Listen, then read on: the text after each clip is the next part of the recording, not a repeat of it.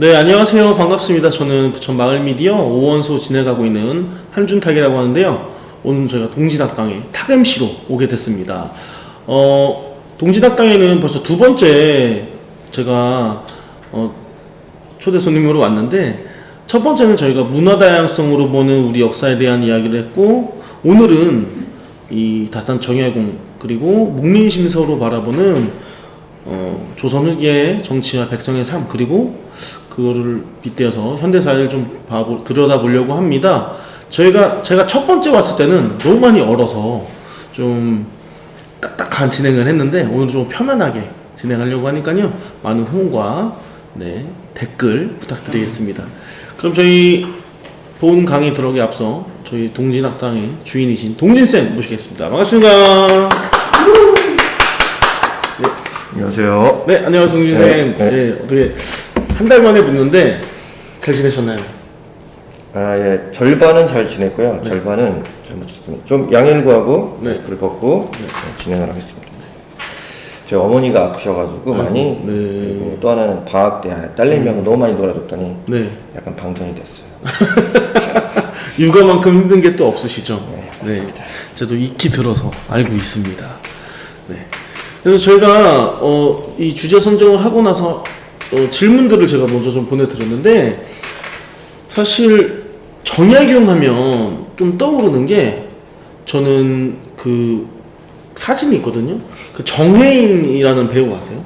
아주 젊은 배우인데, 하여튼 젊은 배우인데 모르겠습니다. 정혜인이 정약용의 후예라고 해서 닮은 꼴이다 그래서 아주 미남인 그 이미지가 있어서, 사실 조선 후기 제가 사실 그 강진에 있는 다산초당도 사실 다녀왔었거든요. 그런데도 사실 정약용에 대해서 잘 아는 게 없더라고요. 돌이켜 생각해 보니까. 그래서 이제 제가 쭉 자료 조사를 하다가 첫 번째로 이제 어떤 연관 검색어 뭐 이런 걸로 보다 보니까 정약용과 정조에 대한 이 키워드가 좀 많이 나왔어요. 근데 정조하면 제가 생각나는 거는 영조의 손자면서 사도세자의 아들 뭐 이렇게 있죠. 그래서 정조에 대한 이야기를 잠깐 먼저 여쭤보고 싶은데, 그 영화에 봤던 장면 중에 제가 그게 기억이 나요. 이 정조가 즉위하자마자 나는 사도세자의 아들이다라고 했다는 말이 있는데, 그게 실록에 있는지 실제인지 한번 궁금해서 여쭤보고 싶었어요. 네, 이거 대본과 다르게 대본은 없었습니다. 대본은 없고요. 대본이 없어서. 네, 즉흥 제 질문이고 답인데요. 네. 일단은 지금 말씀하신 탁임씨께서 말씀하신 부분은 실록에 기록되어 있고요. 원래 이제 즉위하는 날, 지금으로 따지면 경희궁에서 즉위를 합니다. 네. 경희궁에 우리 5대 궁인데 잘 알려지지 않은 경희궁에서 즉위를 하고요. 그때 이제 자기의 정체성을, 원래는 사도세자의 이제 아들, 친아버지는 사도세자인데, 원래는 그 전에 이제 효장세자라고 사도세자의 형이죠. 세자가 됐는데 일찍 죽어가지고, 우리가 양자 같은 거 아시죠? 네네네. 양자로는 효장세사, 그러니까 사도세자의 형. 이 형의, 그러니까 큰아버지의 양자로 들어갔어요. 양자로. 하지만 실제 이제 친아버지는 이제 비극적인 이제 우리 주인공이잖아요. 아버지. 뒤지에서 죽은 사도세자인데, 요 사도세자의 아들이라고 이야기했다는 것은 굉장히 정치적인 무게가 크고요. 그러니까. 일단은 사도세자에 관련된 그 당시에 집권 노론 세력에 대한 일종의 경고성 바로 너 까불면 죽어. 네네. 나한테 잘해. 이런 게 아닐까. 저는 오히려 그게 더 그걸 보면서 어떤 걸 느꼈냐면, 오히려 자기가 더 위기에 처해지는 것 아닌가? 그러니까 어떻게 보면은 경고성 발언일 수도 있지만, 내 아버지가 사도세자를 죽게 만든 그들한테 오히려 내가 위협을 당할 수 있는 발언이 아닌가, 정치적으로 좀 그런 생각도 좀 들었습니다. 그러면 이제 정조에 대한 이야기, 정약용과 정조에 대한 이야기를 좀 듣고 싶은데요. 네, 정조와 정약용. 예. 비슷한 거는 앞에 정자가 좀 비슷하고요. 일단은 정조는 힘들게 이제 세자가 아니고, 원래 아버지는 세자고 그 다음 부위를 아버지가 오르지 못하고 손자인 정조가 오르기 때문에 세손으로 불렸고요. 아버지가 이제 정치적인 비극 또는 뭐 여러 가지 부자 간의 갈등, 뭐 정확히 모르겠어요. 저도 정확한 원인이, 사도세자의 죽은 원인이 너무 이게 팽팽하게 대립되기는 역사학에서도 그래요. 그래서 하여튼 두 가지 원인이 다 있다고 보면 그게 이제 정치적인 요인이 있을 거고 하나는 이제 부자 간의 갈등 두 개 다 포함될 수 있는데요. 하여튼 사도세자는 죽게 됩니다. 그래서 죽었는데 그 아버지가 뭐 죄인처럼 죽게 된 상황에서 그 아들이 왕위에 오르는 건 굉장히 위험 부담이 있어요. 왜냐면 그 사도세자를 죽인 어떤 집권당이 여전히 이제 기득권을 행사하고 권력의 중심이 있기에 그 세손인 정조가 왕위에 오른다는 것은 좀 기득권자 지금 권력을 갖고 있는 사람들은 부들부들 떨리게 하는 그런 네네. 상황이죠. 특히 이제 거기 아버지 사도세자를 죽인 핵심 그룹들은 그죠 밥을 못 넘기죠. 그쵸. 언제든지 뭐 죽을 수도 있다라는 생각. 실제 그래서 정조를 암살하려고 했던 기록들도 남아있어요. 수차례. 왕이 됐는데도. 근데 이게 그 암살 위협을 받았다면 그 정조를 암살하려고 했던 자들이 누군지는 또 드러나지 않아도 특정할 수 있잖아요. 근데 그거를 그렇죠. 어떻게 또 정치적으로 이렇게 뭔가 복수를 하거나 그러진 않았나요? 이런 겁니다. 직접적으로 역모에 가담했다. 예를 들어서 이제 왕이 그 침실에 이제 자객을 보낸 것도 사실이고 거기에 직접적으로 해당되는 사람들은 이제 벌을 받죠. 그거는 뭐 그죠? 왕을 죽이려고 했기 때문에 벌을 받고 하지만 이제 그 노론이라는 정치 세력, 조선 후기에 이제 서인이라는 집권당이 있는데 나중에 이제 노론 소론에서 서인이 나눠지면서 조선 후기는 노론 소론이 이제 주도하게 되고요. 주로 노론이 집권당입니다. 이런 겁니다. 오늘날의 구도로 따지면 노론은 완전하진 않아요. 예, 그냥 재밌게 하려고 합니다. 비슷해서. 노론은 지금 국민의힘하고 조금 좀 보수적이면서 집권당의 기득권을 가지고 있는 세력. 그 다음에 이제 소론은 약간 이제 민주당 정도의 스탠스죠. 이제 집권도 하기도 하지만 때로는 이제 노론에 밀리기도 하고. 그 다음에 남인 세력이 있는데 남인은 이제 제야 세력. 물론 이제 관료에 진출한 사람도 있지만 거의 뭐 정승이나 아니면 중요한 그런 공무원, 고위 공무원, 핵심 그룹에는 들어가지 못하는 지금에 말하면 뭐 정의당 정도 이렇게 있는데요. 이제 노론 집권층이 직접 가담한 세력도 있고 아니면 큰 그 당파가 조금씩 이제 연루가 되어 있지만 하여튼 이제 노론이라는 세력이 이제 어느 정도는 사도세자의 죽음에 연루되어 있기 때문에 굉장히 노론 입장에서는 정조가 즉위하고 정치를 주도하는 거에도 좀 부담이 있었습니다. 예. 네, 그렇군요. 근데 그렇다고 하면, 그러니까 이 정약용이 등용된 그리고 활동한 시절이 정조 때잖아요. 그렇다고 한다면 오히려 그 정조가 본인도 이제 노론들한테 공격도 받고 있고 어떤 정치적인 이 힘겨루기를 할 텐데 그렇다면 정약 입장에서 그렇게 정조의 총애를 받는 것이 부담스럽진 않았을까? 또 그런 생각도 한편으로 드네요. 네, 맞습니다. 이게 그 정조 시대는 남인은 그동안 거의 100년 동안 중요한 핵심 우리가 꿀보직, 핵심 보직 관직으로 말하면 거기에 진출하지 못했고 그런데 이제 정조 시대 최재공이라는 남인인데 이제 영의정까지 국무총리까지 하는 분이 이제 나타나게 되고 그분을 굉장히 신뢰해요. 그래서 이게 구도가 노론, 소론, 남인 삼각 구도가 이제 형성이 돼요. 물론 이제 노론이 아직도 가장 큰 세력으로 정치적 입김을 작용하고 있지만 그래도 이제 남인이 그동안 노론, 소론의 이제 양자 구도에서 이렇게 남인이 이제 쏙 들어오게 된 그런 상황이라서 그 배경 속에서 정약용도 남인입니다. 남인이라서 특별히 이제 재주가 뛰어나고 학식이 뛰어났기 때문에 정조가 총애했고 정약용을 나중에 우리가 보는 재상급으로 키워야겠다 이런 생각을 했던 것 같아요. 네, 그렇군요. 그래서 정조와 관련된 것을 보니까 이제 수원 화성을 이제 만드는데 정약용이 아주 혁혁한 공을 세웠다는 자료들이 있었는데 그 뭐라 그러죠? 설계도 같은 것도 정약용이 만들었다는 그런 이야기도 좀 들었어요. 네. 수원 화성을 정조가 만들게 된 거는 아버지의 묘소를 이제 수원 화성 근처로 윤건능 지금 육릉이죠. 육릉으로 옮기면서 이제 왕릉의 형식을 원래 세자로 죽었기 때문에 왕은 아니지만 이제 왕릉 추존해서 왕릉의 형식을 갖추면서 그 왕릉을 지키고 또 수원이라는 새로운 신도시를 개척을 해서 이제 자기 지지 세력으로 이제 삼기 위해 그 수원성을 만들었는데요. 일단은 거기에 엄청나게 많은 사람들이 동원됐는데 그때 이제 정약용이 설계도 비슷한 거. 근데 설교도라고 해서 이 완전하게 오늘날에 완전히 뭐 그런 건 아니고 어느 정도 대략적인 어떤 방향성 정도만 잡은 거고요. 실제 그 설계도를 바탕으로 해서 건물을 짓는 건 도편수라고 해서 실제 우리가 이제 목수들 있잖아요. 네네네. 그분들이 직접 한 거죠. 근데 대략적으로 성을 만드는 어떤 기본적인 방향 이것을 이제 정약용 했고 거기다가 거중기라는 네, 맞아요. 거중기. 예, 아시죠? 예. 네. 그래서 돌을 이렇게 쉽게 올려서 이렇게 건축할 때 성곽을 지을 때 쉽게 할 수 있는 거중기를 만들었어요. 그래서 그것 때문에 굉장히 빠른 시일 내에 수원 화성이 완공이 됐습니다.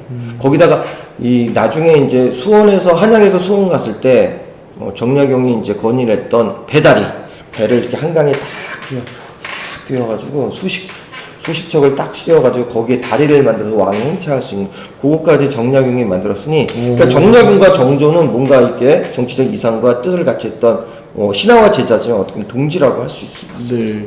그럼 정말 천재인 것 같아요. 그리고 보면 어떻게 그런 아이디어가 착착 나와서 그렇게 지어질 수 있는지 그 배다리도 제가 한번 그 어떻게 이론적으로 그거를 설치를 했는지를 봤는데 신기하더라고요. 그러니까 정말로 강에다가 배를 착착 띄워서 길을 만들고 거기를 지나갈 수 있게끔 한 건데 근데 그게 결국에는 이제 정조가 수원에 갈 때 그 길을 만들기 위해서 한 거잖아요. 제가 그 친구 중에 수원에서 군생활을 하는 친구가 있었는데 그 친구가 연례 행사로 하는 게 뭐냐면 정조대왕 그 행차? 수원 화성 행차 이거를 그 군인들이 동원돼서 이 그 사또 옷 입고 막 병사 옷 입고 해가지고 하는 게 있더라고요. 퍼포먼스가 있어가지고 자기가 올해 정조 역할이다 보러 와라 해서 보러 갔던 그런 기억이 있습니다. 네. 그리고 이제 정약용 네? 축구 이야기도 한번 하실 것 같아요. 축구요? 아 군대 얘기했으니까 축구 얘기 네 넘어가도록 하겠습니다. 잘린 건가요? 아니 혹시라도 보시던 분들이 나가실까봐. 아, 그렇죠. 네. 그래서 이제 화성 이야기를 할 때 정말 그 어떻게 보면은 그 천재적인 과학자의 면모들도 좀 보였던 것 같아요 정약용이. 네. 그리고 이제 여러 자료들을 보다가 아까 제가 다산초당 이야기를 좀 했는데 유배를 간 이게 기록이 있는데 그리고 형제들에 대한 이야기를 보다 보니까 형제들도 굉장히 고난의 시간을 보냈더라고요. 그래서 이게 천주교와 관련됐다고 제가 봤는데 네, 그 이야기 잠깐 해주시겠어요?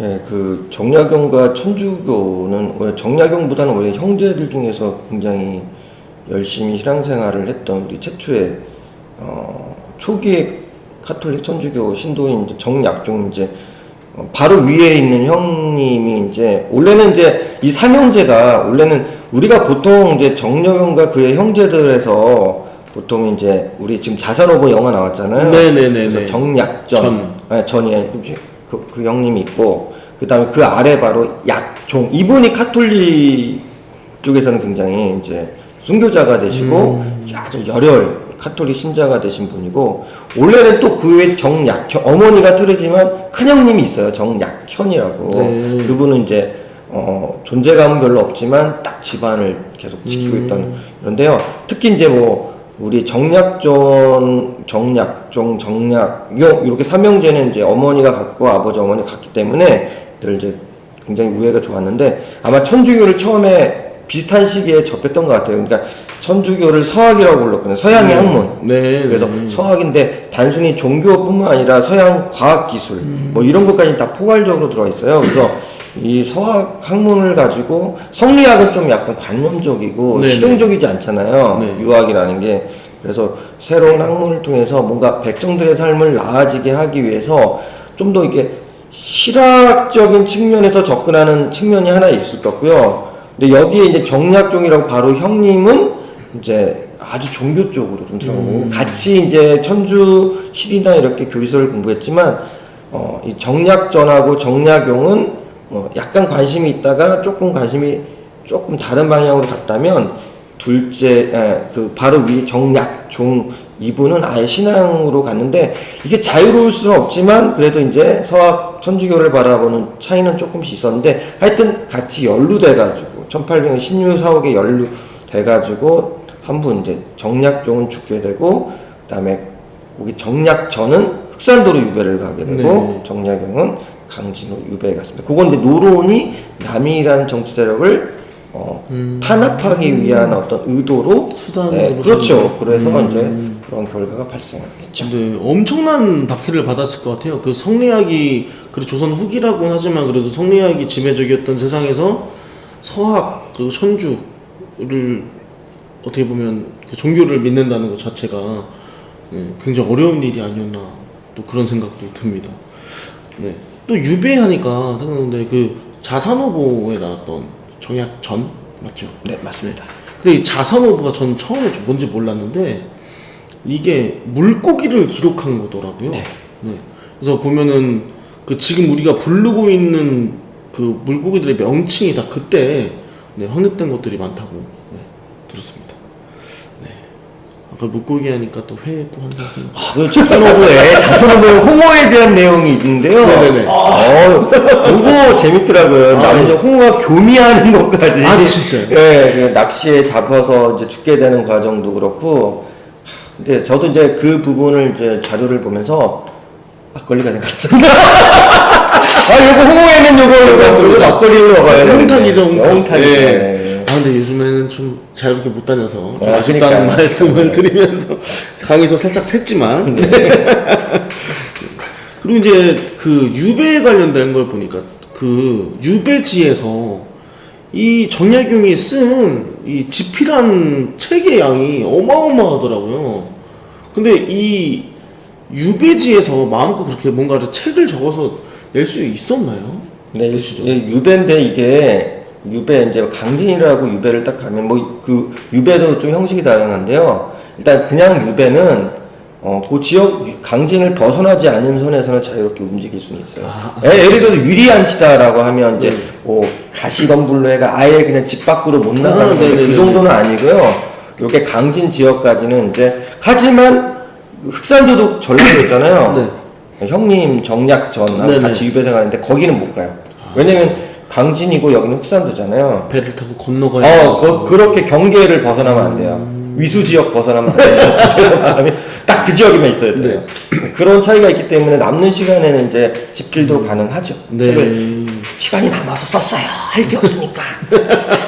근데 이게 저는 궁금했던 게 뭐냐면 이게 어쨌든 유배지라고 유배를 갔다고 하면 그 어떤 정치적인 입장에서 보면 그 죄를 지은 사람이잖아요. 근데 이 사람이 그러니까 죄인이 쓴 정치적으로 탄압받아서 죄인이 쓴 그 책들을 마음대로 이렇게 볼 수 있었나? 이것도 좀 궁금하더라고요. 그러니까 어떻게 보면 정치적 사상범인데 이 사람이 쓴 책을 일반 백성들 아니면은 유생들이 보게끔 해줘? 이것도 조금 의아했습니다. 네, 그래서 만약 그 일반적인 유통은 힘들었고요. 아마 제자들 사이에서는 아마 유통됐고 이 제자들 이후에 나중에 동학농민운동 아시죠? 네네네. 우리 전봉준 장군이나 그럼요. 이렇게 접주도 있잖아요. 전라도에서 이렇게 했던 동학 접주들이 네. 한참 시간이 됐잖아요. 정약용이 죽고 나서 그렇죠. 한참 뭐 7, 80년 정도 시간이 네. 가는데 그 정약용의 저서들을 몰래 읽었다는 거예요. 동학교도지만 정약용의 어떤 개혁사상, 진보적인 네네네네. 뭐 그런 철학적인 아니면 개혁안 이런 거에 대한 책들을 읽을 정도니까 그러니까 뭐 대놓고는 아니지만 그래도 제자들 사이에 그렇게 막 억압은 아니지만 그래도 나중에 이제 몰래 익혔던 그렇죠 몰래 그죠 몰래 읽는 게 재밌잖아요. 하지 말라고 하면 더 하고 싶고. 네, 그래서 그렇게 전수가 된 것 같아요. 맞습니다. 그러니까 제가 다산초당을 갔는데 거기서 이렇게 보니까 그 흑산도가 보이더라고요. 거기서 이렇게 나무 사이로 보여서 아마 또 정약용이 거기서 형님이 계신 그곳을 보면서 마음을 달래진 않았을까 또. 그런 기록이 남아 있어요. 그래서 형님이 볼 수 있는 흑산도를 향해서 네. 자주 그렇게 그 지역 있잖아요. 흑산도가 멀리서 맑은 날에 볼 수 있는 날이면 이제 힘들 때 그렇게 그쪽 흑산도 쪽을 바라보면서 형님을 그리워했다는 아 실제로 그 기록이. 그럼요. 오이 때려맞은. 형제의 우애가 좋아요. 아. 물론 요즘 같은 저도 뭐 남동생 여기 좋지 않지만 네, 여기 그 삼형제는 굉장히 우애가 돈독했고 정약종은 이제 죽었지만 네네네. 두 사람은 되게 우애가 좋았습니다. 그때 바로 정약종은 그러니까 정약용의 바로 위형은 바로 그대 죽었네. 네, 신유사업 때 이제 고문을 당하고 나중에 참수를 당한 참수는 이제 목이 잘리는 형이 이제 처해져서 이제 뭐 천주교 입장에서는 순교고요. 아 그렇죠. 조선 입장에서는 반역죄로 이제 주는 거죠. 근데 삼형제가 셋 다 믿었는데 왜 둘째 형만 그렇게 됐나? 결정적인 이런 거예요. 이제 뭐 천주학이라는 것 자체가 이제 서양의 어떤 과학 기술에 대한 다 긍정적이었던 것 같은데 네. 나중에 이제 그 천주교가 처음 시작할 때는 자생적으로 천주교인들 책 읽고 열심히 천주시대 읽고 마테오 리트라는 선교사가 쓴 네. 뭐죠? 카톨릭 선교사가 중국에 있었는데 명나라 때 왔는데 그 책을 읽고 막 모임도 하고 강학회도 열고 막 그랬는데 어느 날 이제 좀 더 깊이 있게 이제 그 책을 읽고 이제 신앙하는 사람들이 생겼는데 거기까지 좋았는데 이제 나중에 그 천주교 그 선교사들이 지금 북경에 있었어요. 베이징 네네네. 청나라 때. 그래서 이제 카톨릭 우리 신자가 됐으니 뭐 여러 가지 이제 문의를 하는데 특히 이제 제사 문제가 됐어요. 제사를 드리는 것은 이제 이단이다, 잘못된 겁니다, 미신이다 이렇게 강하게 주장했고 그래서 그거에 대해서 지금 처음에 천주교를 받아들인 사람들이 이제 양반들이 많아요. 양반 입장에서 제사를 드리지 않는다? 이건 굉장히 그래서 상당수의 이제 처음에 이제 천주교인이 됐던 상당수의 양반들이 이탈을 합니다. 아 제사 문제 때문에. 그럴 수 있겠네요. 사실 제가 다음 질문이 그거였거든요. 왜 그러면 조선에서 천주교 그리고 서학을 이렇게 받아들이는 것이 목숨이 날아갈 정도로 그 위중한 일이었나를 여쭤보려고 했는데 제사 문제가 가장 컸겠네요. 그렇죠. 효가 되게 중요하잖아요. 네네네네. 부모님 그 효는 제사 또는 신주를 잘 모셔야 되는데 맞아요. 나중에 이제 뭐 신의 박해라고 윤지충이라는 사람이 이제 자기 신주를 땅에다 묻고 나중에 태워서 이게 발각이 돼가지고 천주교인이었거든요. 이게 네. 문제가 돼서 제사를 거부하는 천주교인, 너희는 서학쟁이, 너희는 우리가 쉽게 말해서 이런 표현인데 아비에미도 어미도 모르냐 이런 분위기로 가서 나중에 이제 큰 탄압을 받고 거기에 이제 정약용도 제사를 지내지 않는 이 천주교에 대해서 조금 회의를 했던 것 같아요. 그래서 아마 이탈하지 않았나 정약용도. 하지만 정약용은 형님은 계속 신실하게 믿었죠. 그렇겠네요. 그러니까 알겠습니다. 이제 제사 지낼게요라는 한마디였으면 살 수도 있었겠지만 신실하게 끝까지 가서 이제 순교하시. 네, 순교하셨죠. 네, 그렇군요. 궁금증이 하나씩 풀려가는 이 기분이 너무 좋습니다. 그래서 아까 그 정약용이 집필한 책들을 봤는데 400몇 권, 뭐 500몇 권 이렇게 나오더라고요. 자료를 찾다 보니까.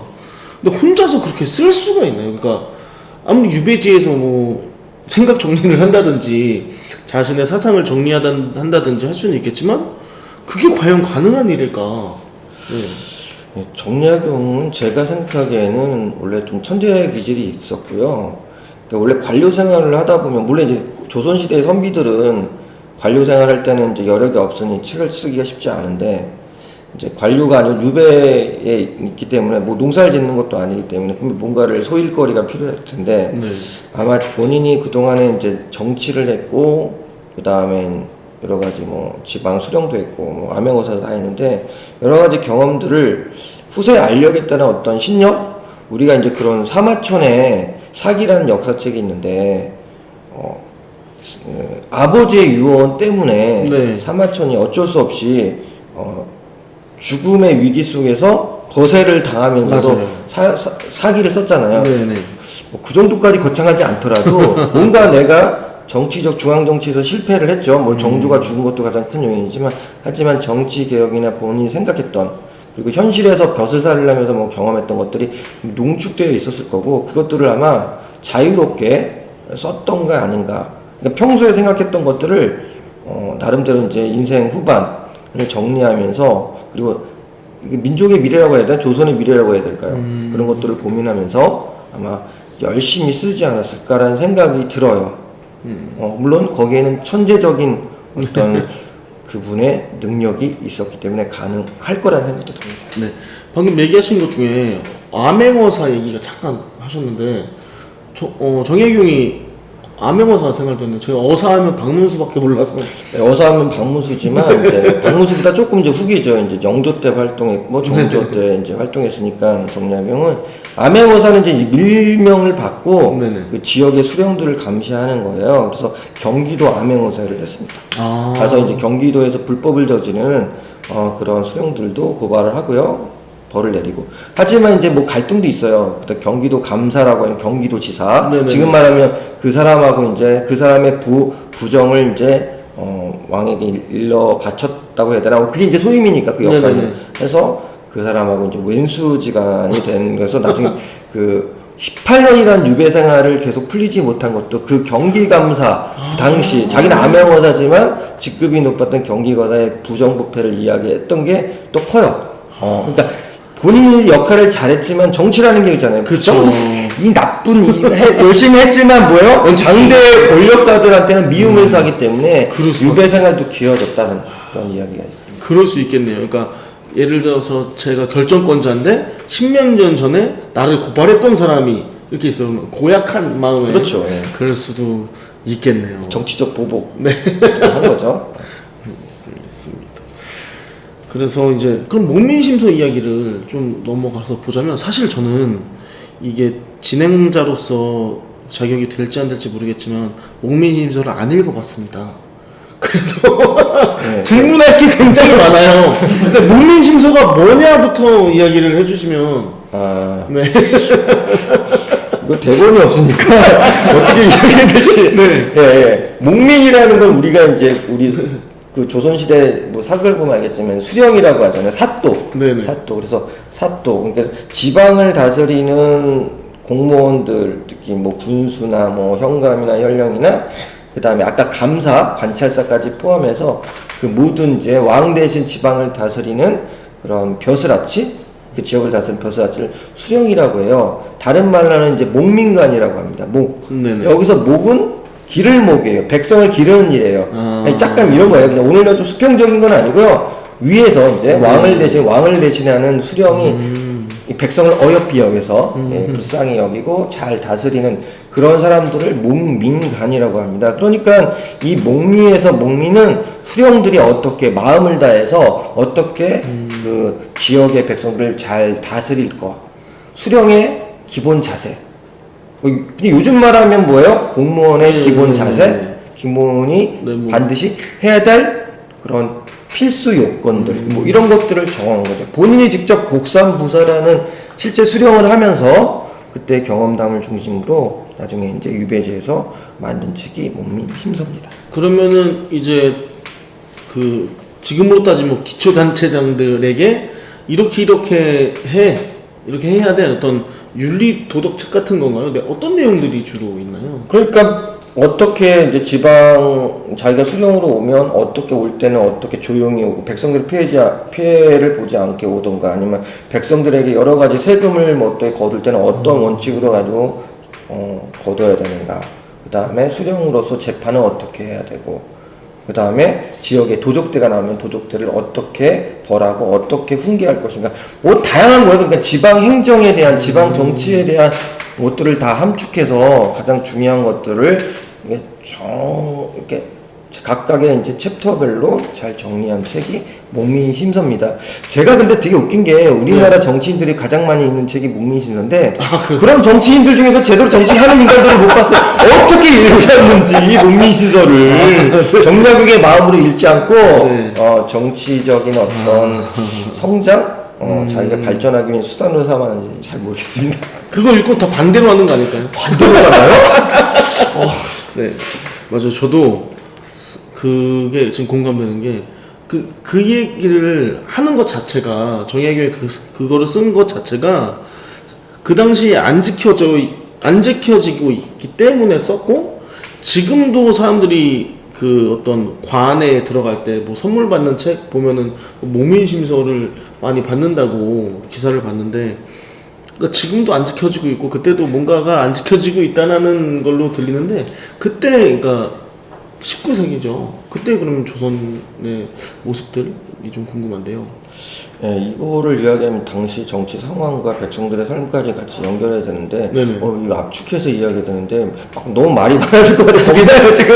길게 하셔도 됩니다. 일단은 그 19세기 초는 이제 유배 생활이고, 이제 18세기 말은 이제 네. 실제 정약용이 이제 형도 참의까지 올랐으니까 지금은 되게 고위직까지 올랐던 정약용인데요. 일단은 정조시대까지는 나름대로 좋은 평가를 하잖아요. 성군으로 이야기하니까. 그래서 노론이 집권을 하고 있지만 여전히 이제 소론과 남인이 견제하면서 견제와 균형, 우리가 알잖아요. 네네. 뭐 여당이 있으면 야당이 있고 서로 네. 견제와 균형을 잘하고 중요한 일을 잘 협의하고 해서 결정을 하면 되게 좋은 건데, 일단은 정조가 그런 중재자 역할을 하면서 정조 시대까지는 무난하게 중앙 정치는 그래요. 근데 지방 정치는 여전히 쓰레기 같은 수령들, 탐관오리. 탐관오리, 지방자치단체장 이런 데들이 너무 많아요. 여전히 정조가 중앙에 왕이 있지만 지방은 그런 쓰레기 같은 수령들이 많이 있으니 뭐 암행어사도 필요했던 거고, 네네. 그러니까 이제 그런 상황이고, 백성들의 삶은 별로 나아지지 않았어요. 그러니까 정조 시대라고 해서 세종대왕 때나 뭐 정조 시대 때에서 크게 나아지는 않아요. 그냥 현상 유지하면 다행인 거고. 그럼 여전히 지방 수령이나 아전들의 수탈은 여전히 있기 때문에, 그러니까 계속 그런 문제점이 발생하고요. 여러 가지 세금 문제도 그렇고요. 그런 문제에서 백성들이 이제 고열을 짜는 그러니까 내야 될 세금보다도 두 배, 세 배, 10배 이상 가혹하게 이제 세금을 내면서 백성들 삶이 굉장히 힘들었다. 예. 그래서 이런 겁니다. 성군 이꼬르 백성들의 삶이 나아진다라고 하는 것은 이거는 하나의 그냥 막연한 생각이고요. 실제 백성들의 삶은 크게 나아지지 않았어요. 네. 이게 현실입니다. 그 다음에 순조가 왕이 돼서도 세도 정치는 더 악화된 그런 상황이고요. 백성들 삶은 우리도 그렇잖아요. 어느 부분은 더 나아진 부분이 있지만 여전히 뭐 세금 체계든 아니면 정치는 아직도 우리는 선진국이 아니잖아요. 맞습니다. 예, 그런 부분에서 비슷한 부분이 있습니다. 더 얘기하고 싶은데 뭔가 여기까지 해야지. 너무 길어지면 안 될 것 같아요. 그래서 성군에 대한 얘기 나와서 잠깐 제가 완전 과거로 삐리릭 해서 조선 초기로 가면 세종 때도 사실 세종대왕이 성군이라고 뭐 많은 한글도 창제하시고 했지만 백성들의 삶이 그래도 힘들었던 사군육진이는 그쪽으로 이제 강제 이주도 시키고 그랬던 뭐 기록이 있다고 해서 방금 얘기하신 게 생각나서 잠깐 다른 얘기를 했습니다. 다시 돌아가셔서 목민심서. 네, 문민심서. 잘난 척하고 싶어서. 네, 맞아요. 그 3인 정책은 세종대왕이 실패한 정책이라고 네네. 하고, 물론 반은 또 성공해서 영토 확장이 또 갔기 때문에 또 영토가 확정되는 부분들도 있지만, 이런 겁니다. 그러니까 이런 거예요. 저는 특정 정치인이 정치를 잘할 수 있지만 그게 우리 삶에 직접적으로 어느 정도 다가오는 것도 다른 문제잖아요. 네네네. 그래서 특정 정치를 좋아할 수 있어요. 지금 뭐 이제 대선 후보들도 있고 여러 있는데 뭐 누굴 좋아한다. 뭐 이낙연을 좋아한다. 그죠? 우리 이당 후보를 좋아한다. 아니면 뭐 이재명 후보를 좋아한다. 추미애 뭐 다 좋아할 수 있어요. 하지만 그냥 맹신하면 안 된다. 이런 생각이 좀 들어요. 그래서 네네. 정정당당한 룰을 가지고 정정당당하게 대선 후보로서 좀 더 정책 대결 중심으로 가야 되는데 요즘에 그런 부분들이 좀 안 보이는 것 같아요. 그래서 좀 안타깝고 네, 그런 정치인들이 좀 많이 나타났으면 좋겠고, 목민심서를 읽으시면 저하고 같이 스터디를 하시는 대선 후보들 어떠실지. 다시 그럼 목민심서 이야기로 돌아가서 그러면은 그때 당시에 백정의 3대이 그렇지 않았다는 거를 좀 단적으로 보여주는 예들이나 아니면은 좀 더 예, 있을까요? 아주 극적인 사건이 하나 있어요. 강진에 갔어요. 유배 생활에서 봤던 이제, 그러니까 일단 직접 본 건 아니고 누군가에 들었는데 그 지역의 사람들 이런 겁니다. 군포라고 혹시 아세요? 군대를 가야 되거나 군대를 가지 않으면 대신 이제 돈을 내는 거예요. 그 당시 뭐. 돈 내면 군대 안 가는 거예요? 일단 그런 게 있습니다. 아. 그러니까 우리가 보면 이제 그 직업군인 같은 경우에는 그 돈 내는 네네. 사람들을 통해서 그 자금으로, 그 돈으로 이제 오늘만의 국방비로 이제 쓰이는데, 그래서 이제 그렇게 군포를 내면 일단은 군대를 안 가더라도 이제 짧게 갔다 오는 뭐 또 그런 제도가 있어요. 네. 근데 이 군포는 남자들만 16세에서 60세인데 조선 후기에 얼마나 문제가 됐으면 죽은 사람들 아니면 어린아이도 군포를 물어가지고 백성들은 죽은 사람 그리고 우리 시아버지, 우리 아버지 돌아가셨는데 왜 군포를 내요? 이렇게 했는데 그들을 다 군포를 내게 하는 그런 횡포들이 굉장히 많았어요. 근데 그럼 안 내면은 죽은 사람을 끌고 갈 수는 없잖아요. 그런 건 끌고 가는 게 아니고 대신 이제 돈을 내는 거니까. 근데 그걸 내야 되는 거예요. 가족들한테 물리는. 그 가족들한테 물리는 거죠. 그러니까 이게 수령과 아전들의 행포로 내지 말아야 될 세금까지는 내면서 엄청나게 컸는데, 그 당시 그런 게 있어요. 어린 아이를 이제 세금을 구포를 냈는데, 그게 뭐냐면, 그게 너무 억울해서, 그 아이의 아버지가 19금입니다. 괜찮을까요? 어른들은. 아이가 생겨가지고 군포를 내서 너무 힘들게 돼서 어떻게 되냐면 19금입니다. 성기를 잘랐어요. 왜냐면 아이가 생기면 계속 군포를 내야 되잖아요. 자신의 네, 성기를 잘랐습니다. 아이가 생긴 것에 대한 자책으로 성기를 잘랐어요.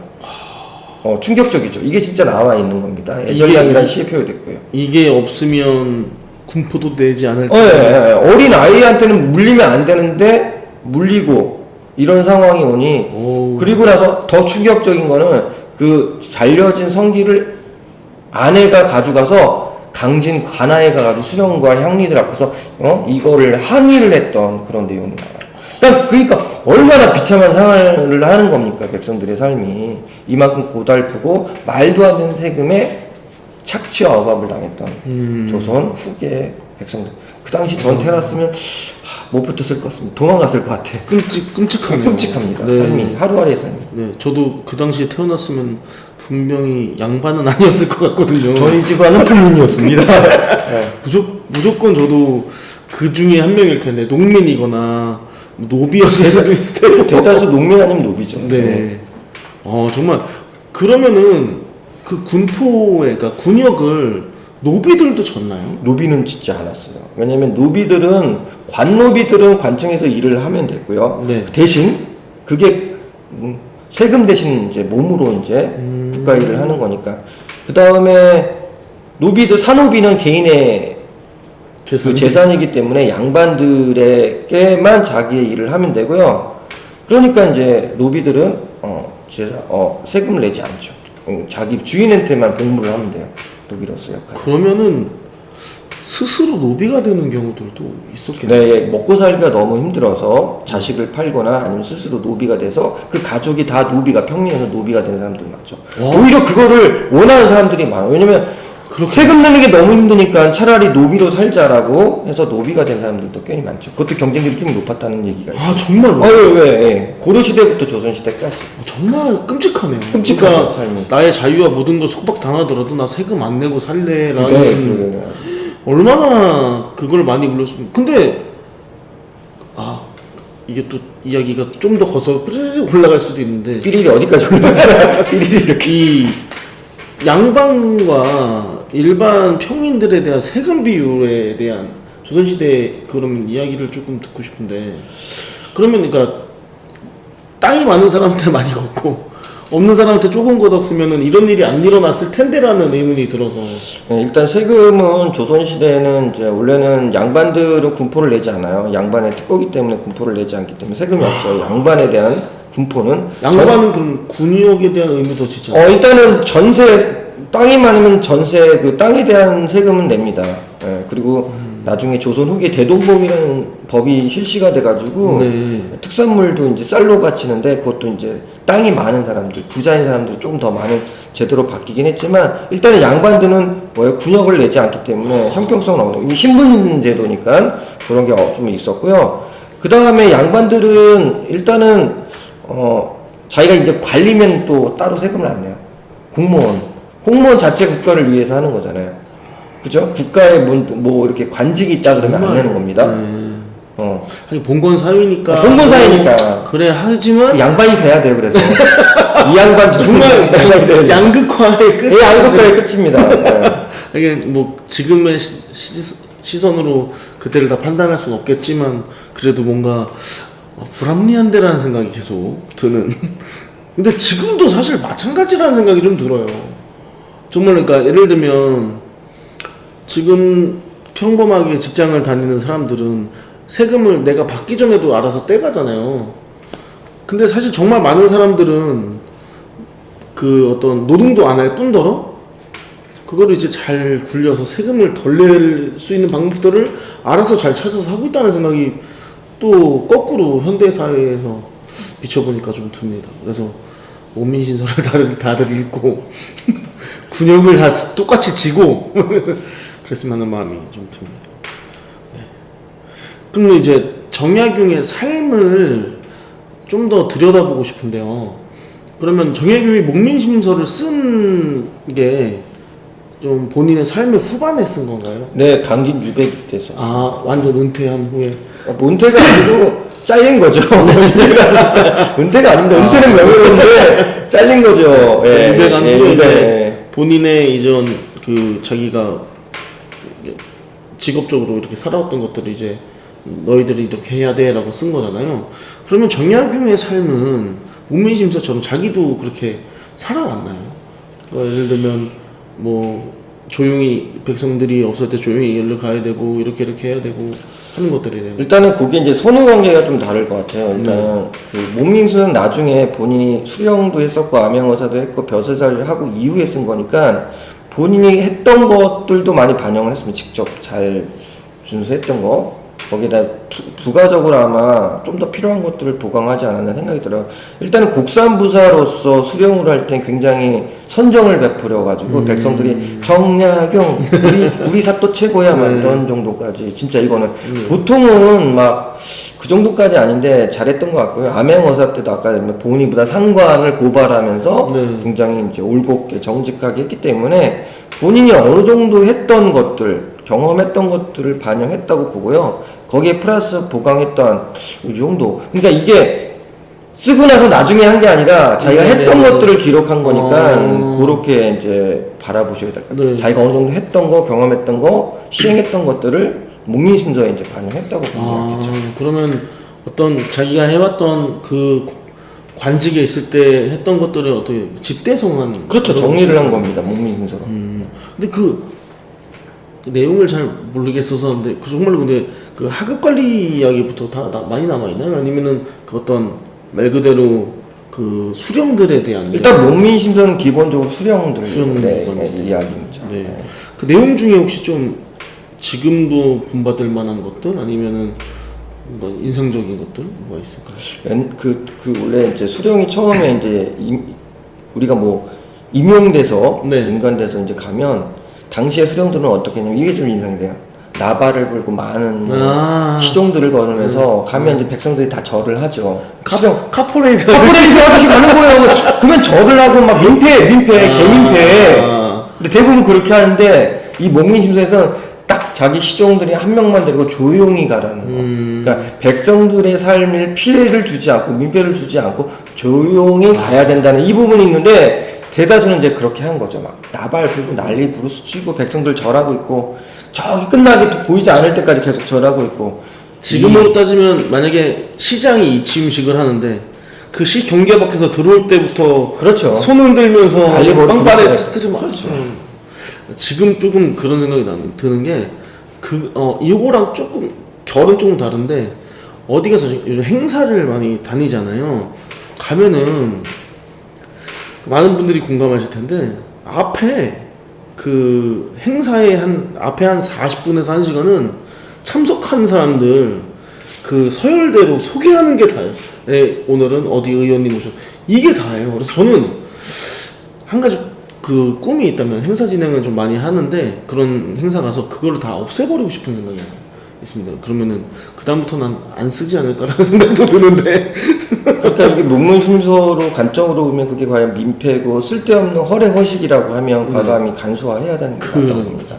저도 그렇게 좀 지금 듣는데 내 삶에서 그렇게 느꼈던 게 뭐가 있을까 생각해 보니까 그런 게 또 생각이 나네요. 네. 그래서 정약용을 이렇게 보면 누가 떠오르냐면 레오나르도 다빈치가 좀 떠올라요. 그러니까 뭔가 천재적인 것들, 그러니까 거중기도 만들고 뭐 이렇게 하기도 했지만 지필에 대한 양도 엄청나는데 그럼 예술적으로 봤을 때 정약용은 뭐 따로는 없었나요? 예술적으로 예술을 뭐 건축도 예술로 보면 푸운화성도 어느 정도 설계 방향성 가지고 설계를 했고 도움이 됐다고 이야기를 할 수가 있겠고요. 네. 뭐 예술이라고 뭐 그림, 뭐 서화, 뭐 이런 거에 특별하게 이제 네네. 정약용이 물론 글씨를 계속 썼지만 네. 기본적으로 책을 많이 썼기 때문에 책 내용 이해에 어떤 예술적으로 대단한 어떤 미술, 그러니까 그림, 회화, 그다음에 이쪽으로는 눈에 확 띄는 건 아니었어요. 물론 이제 그런 거에 개인의 그 서체에 대한 어떤 설체의 필치라고 하는 네네. 그런 거에 대한 칭찬하는 부분이 있지만 기본적으로 서예가로서 뭐 우리 한석봉처럼 막 네. 불 끄고 막 이거 쓰고 막 이런 정도 뭐 이런 내용들은 없었고 네네네. 특별하게 보여지지는 않습니다. 네. 그래서 다빈치가 떠올라서. 다빈치는 이제 예술은 아니지만 이제 문학과 정치 여러 다방면에서의 어떤 많은 업적을 공헌을 했기 때문에 그런 면은 비슷한 부분이 있다고 볼 수 있겠죠. 그렇습니다. 그리고 그 정조에 대한 이야기를 조금 더 하자면 그 정조가 보면 그 정조 때 인물들이 보면 되게 유능한 사람들이 많은 것 같아요. 근데 정약용과 함께 뭔가 활동했던 그 시기에 좀 이렇게 라이벌 아니면은 같이 빛났던 인물들이 있다면 또 누가 있을까요? 일단은 18세기 후반에 19세기에는 이제 실학자라고 하는 그런 그룹, 일단 유학자 이렇게, 그러니까 저는 실학자라고 하면 이런 편견이 있는 것 같아요. 이 사람들은 유학자들하고는 좀 결이 달라. 이거 아닙니다. 제 생각으로는 그냥 기본 베이스는 유학자예요. 근데 그걸 기본으로 해서 거기에 실제적인 학문들을 백성들에게 어떻게 도움이 되는 학문들을 이거 전환하느냐. 유학자지만 그런 고민을 했던 집단으로 일단 봐야 돼요. 그러니까 이게 대척점으로 대조적으로 볼 게 아니라 그 성리학자, 유학자의 개념에서 좀 더 확장된 형태로 보면 좋을 거예요. 갖고 일단 정약용이 이제 우리 남인 쪽 이게 또 이 당파가 나오는데 남인 쪽은 이제 중농업과 농업을 어떻게 증진시켜서 백성의 삶을 나아가게 하느냐 하는 그 라인에서 정약용이 그 당시 이제 대표적인 신학자가라고 하면 그 반대편의 노론 쪽에 있는 노론인데 뭐 우리가 잘 알려진 박지원, 연암 박지원, 양반전, 허생제도 근데 약간 정약용보다 조금 더 넘배는 더 위지만 그래도 비슷한 시대를 살았고 그 다음에 여긴 박제가라고 아시나요? 박제가라고 이제 또 실학자인데 유명한 이제 북학이라는 뭐 그런 책도 썼어요. 그래서 요 사람들도 이제 당대 유명한 이제 실학자 이런 그룹들이 있죠. 그러니까 같은 실학자인데 이제 뭐 정파는 다르지만 물론 분명히 규장각에서나 아니면 정조하고 어떻게 만날 수 있는 그런 사람들이긴 하지만 이게 그래요. 아무리 비슷한 생각을 갖고 있더라도 정파가 다르면 막 깊게 교유하지는 않아요. 깊게 막 교제를 하고 나누지는 못했던 것 같아요. 그렇지만 서로 간의 어떤 능력이나 자질이나 뭐 이런 것들은 좀 인정하지 않았을까. 그래서 박지원, 박제가가 있다면 이쪽, 남인 쪽은 정약용 정도라고 이제 비슷한 그것도 있지 않나 생각합니다. 또 정조와 정약용을 보면 정조가 유난히 좀 아꼈다는 느낌이 좀 들어요. 그래서 혹시 정조와 정약용이 또 함께 뭔가를 했던 것들이 뭐가 있나요? 예, 아꼈죠. 일단은 정약용이 과거 시험에 합격을 했을 때 그 답안지를 냈는데 너무 흡족하다. 내가 원하는 답안지. 뭐 이런 거죠. 그러니까 그러면서 그때부터 인연이 돼서 계속 유심히 봤고요. 그러니까 정조시대에 이런 게 있어요. 초계문신이라고 해서 37세 이하의 젊은 관리들은 따로 왕이 직접 교육을 같이 합니다. 정조가 대단한 건 뭐냐면 학식도 뛰어나요. 학문에 뛰어나지만 무예도 뛰어나는 굉장히 문무를 겸비한 굉장히 뛰어난 왕인데 공부도 엄청 많이 했어요. 왜냐면 세손 시절에 막 자기 암살할 수도 있고 막 아버지 죽고 이런 상황에서 오로지 글 공부만 열심히 해서 하지만 또 무예도 같이 혹시 자기를 보호해야 되니까 암살당할 수도 있으니까 그래서 공부를 시켰어요. 정약용도 초계문신에 들어가가지고 열심히 배웠고 이 초계문신 뭐냐 왕이 스승이 되는 거예요. 왕이자 스승. 그러니까 정약용 입장에서는 왕이에요. 근데 또 스승이기도 해요. 군사부일체 아시죠? 군사. 아버지, 친아버지만 군사가 들어가는 그런 정도니까 굉장히 친밀했고 나중에 아까도 초반에 제가 얘기했던 정약용을 나중에 정승으로 만들어서 어떤 국정에 큰 역할을 만들어야겠다. 그리고 계속 승진도 시키고 역할도 맡게 해주고 그래서 굉장히 신이 많은 신하였죠. 좀 아쉽네요. 그런 세상이었다면 오히려 조선 후기가 좀 바뀌지 않을까 싶은데 정조가 너무 아꼈기 때문에 또 노론의 공격을 받은 것은 아닌가라는 생각도 들면서, 근데 정조이가 그 초계문신이라고 하셨죠?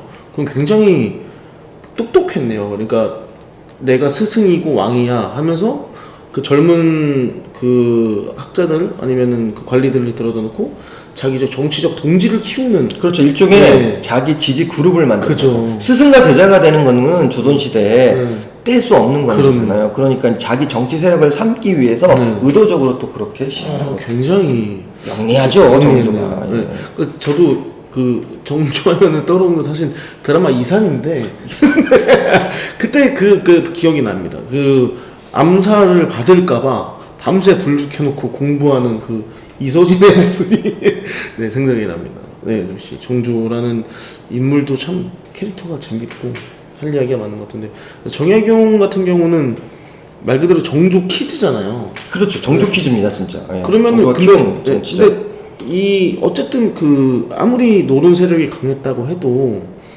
정조가 품고 있으니까 정약용을 공격하기는 쉽지 않았을 것 같은데, 그때는 또 어땠나요?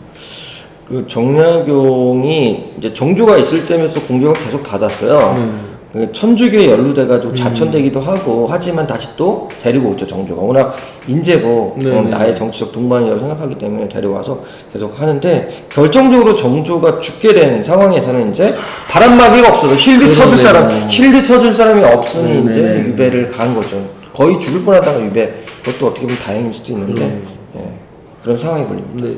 또 순조가 수렴청정을 하면서 그 갑자기 그 영조의 그 부인이었죠. 예, 갭이죠. 네. 나중에. 예. 이제 수렴청정을 하면서 더 이제 세력 밖으로 밀려나는 그런 그림들도 또 떠오릅니다. 네. 제가 할 질문은 여기까지인데 혹시 또 추가적으로 하실 말씀 있으실까요? 일단은 저기 밑에 질문은 아니지만 네네. 우리 김성은님이 특정 정치인을 맹신하는 거랑 종교랑 비슷한 것 같다. 맞죠? 여기 무슨 바 아니면 네네네네네. 무슨 사자로 돌리는 네네네네. 뭐 이런 특정. 그래 정치를 인을 좋아할 수 있는데 이게 무비판 맹목적인 네네. 비판. 맹목적인 어떤 순종이라고 해야 돼요? 지지? 절대적 지지라고 할까요? 그게 굉장히 위험하다는 생각이 들고요. 이게 그래요. 교회를 다니신 분도 알겠지만 담임 목사 뭐 한마디 하면 아멘 하면서 맹신하는 거하고 굉장히 유사성을 갖고 있죠. 그러니까 정치인들은 목사가 잘못한 거는 전혀 들어오지 않고 그들이 하는 말에 무조건 맹종하고 따르는 어떤, 그러니까 뇌를 내놓고 무조건 지지하는 이런 형태가 어떻게 보면 좀 비슷하다고 말할 수 있을 것 같아요. 근데 제가 얘기를 들으면서 무서운 게, 사실 저는 오원소 마을미디어 하면서 절대 이야기하지 않는 게 정치하고 종교거든요. 좀 사실 살짝 쫄보라 겁먹고 하는 여기 다 하시네요. 저도 약간 자기 검열이 있긴 한데요. 네네. 그래도 뭐 수위를 조금, 네. 그래도 어느 정도 할 말은 해야 되지 않나. 맞습니다. 그게 동진학당의 또 묘미고, 역사라는 거는 현실 정치와 맞닿아있기 때문에 네네. 당연히 비판할 수 있다고 봅니다. 저도 그 공감하는 게, 정치를 바라볼 때 인물을 쫓아서는 안 된다고 생각하는 거니까, 내가 원하는 이상적인 세상을 먼저 구축을 하고 그 다음에 이거를 누가 더 잘 만들어줄까를 찾는 게, 그러니까 저 같은 경우는 그렇거든요. 그래서 그 친구들끼리 요즘 한참 뭐 대선 이야기가 나오니까 물어봐요. 술자리나 아니면 뭐 이렇게 물어보면 넌 누구 지지해? 너는 뭐 보수야? 진보야? 막 이렇게 하거든요. 근데 나는 그냥 아무것도 아니다. 거짓말 하지 마. 막 이렇게 하는데, 난 그냥 내가 원하는 세상이 있고, 다음 주자가 누가 내가 원하는 이상적인 세상을 만들어줄까에만 난 집중한다. 나 그래서 당도 지지 안 하고, 인물도 지지 안 한다. 나 이러고 말아버리거든요. 그래서 저도 그런 거는 좀 경계해야 되지 않나. 그래서 종교 얘기는 제가 하지 않겠습니다. 네. 또 질문이나 이야기, 코멘트 뭐 있나요? 네, 뭐 지금 특별한 질문은 없어요. 그냥 뭐 민폐 정치인 이야기 나왔는데, 우리 여기 지금 역곡을 바탕으로 뭐 지방 의원들도 계시고 앞으로 지방 선거도 있는데, 뭐 지역에서 또 지역 정가에서도 또 여러 가지 뭐 여기도 마찬가지 민주당 뭐 공천 뭐 여러 가지 그런 준비를 하고 있는데, 하여튼 그 저는 그래요. 뭐 민폐 이야기를 하려고 하는 게 이 주민들에게 다가가서 이 지역 주민들의 실질적인 정치적인 정치인을 통해서 뭔가 이렇게 좀 나아지는 어떤 마을, 지역 이런 것들에 좀 노력하는 정치인들이 많이 나오면 좋지 않을까. 그냥 특정 정당에 매몰돼서 거기에 이제 따르고 그런 것보다는 자기 소신을 갖고 목민심서를 일단 읽고 맞습니다. 열심히 읽고 과연 백성을 위하는 정치가 무엇인지 좀 진지하게 고민하고 실천하는 정치인들이 많이 나오면 좋지 않을까라는 생각을 해봤습니다. 네, 저도 그거에 좀 공감 가는 게 있는데 이제 저희 같은 경우는 직접 대하는 정치인들이 별로 없잖아요. 근데 그거를 제가 안 지가 얼마 안 됐는데 이 시의원이 공천을 지역구 국회의원이 준다는 거 맞죠? 그래 그 영향력이 네, 크죠. 일단. 그래서 지역 그러면은 내가 만약에 공천을 받으려면 우리 지역구 국회의원의 뜻을 거스를 수는 없겠구나라는 이걸 생각이 해야죠. 이걸 그러니까 내가 어떤 제가 만약에 시의원이 내년에 되고 싶다고 치면 그러면은 내가 어떤 뭘 하고 싶고 이렇게 내가 꿈꾸는 우리 동네에 뭐가 있어도 그거를 거슬 수는 없겠구나라는 생각이 좀 들었습니다. 그래서 내년에 또 있으니까 내년에 있잖아요. 기초단체장하고 지방자치 선거가 있어서 그거를 제가 어떤 관점으로 바라봐야 할까라는 시선이 좀 한번 바뀌었어요. 그래서 많은 기대하고 있습니다. 다음에 특집 하나요? 그럴까요? 내년 지방선거 때 직전에? 지역 정치인들 불러서 같이 뭘 해야 되나요? 간담회를 해야 되나요? 토론회를 해야 되나요? 목민심서를 읽었냐 안 읽었냐? 예, 일단은 미리 공부하고 네네. 그걸 바탕으로 예, 그런 뭐 한 번 더 일이 하면 좋겠습니다. 네. 갑자기 근데 마키아벨리 군주론 들고 오는 거 아니에요? 군주론도 근데 군주론은 제가 생각하기에는 그 수단과 방법을 가리지 않기 때문에 네네네. 목적을 위해서 악용될 수 있는 맞습니다. 그런 책이라는 생각도 들어요. 그래서 원래 그 소신이 없는 사람보다 책 한 권 읽은 사람이 더 무섭다고. 책 한 권 안 읽은 정치인이 군주론 하나 읽고 나서 정치할 거 아니면 얼마나 무섭겠습니까? 그런 생각도 갑자기 듭니다. 네. 시간이 거의 다 돼 가는데요. 근데 다른 질문은 없어요 지금. 다른 질문 그래서 질문이나 이런 것들은 없고요. 네. 오늘날 목민심서가 어떤 의미를 담고 있는지 아까 뭐 정치인들에게 뭐 필독서라는 얘기 정도만 했는데요.